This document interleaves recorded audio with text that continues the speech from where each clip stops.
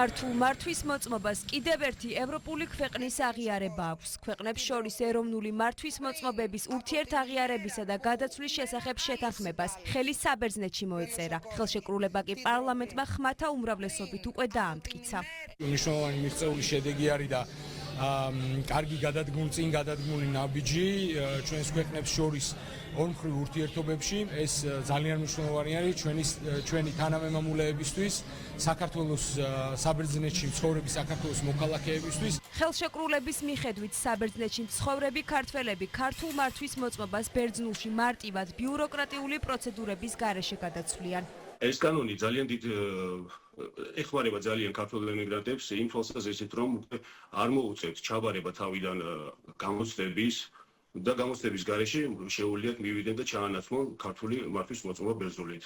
საქართველოსა და საბერძნეთს შორის გაფორმებული ხელშეკრულება აქტიურ ურთიერთთანამშრომლობას ადასტურებს და საბერძნეთში მცხოვრებ ქართველებს დასაქმების ახალ შესაძლებლობებს აძლევს. პარლამენტის მიერ მართვის მოწმობების აღიარების შესახებ გადაწყვეტილების მიღება, რა თქმა უნდა, არის ძალიან მნიშვნელოვანი პირველ რიგში საქართველოს მოქალაქეებისთვის, რომლებიც საბერძნეთში იმყოფებიან და ამ ქვეყანაში საქმიანობენ. რა თქმა უნდა, ეს ზოგადად მნიშვნელოვანია ორ ქვეყანას შორის ურთიერთობებში. საბერძნეთი უკვე ევროკავშირის რიგით მესამე ქვეყანაა, რომელმაც საქართველოსთან მსგავსი შეთანხმება გააფორმა. კიდევ ერთი აღიარება კი ადასტურებს, რომ ქართული მართვის მოწმობები ევროკავშირის სტანდარტებს სრულად აკმაყოფილებს.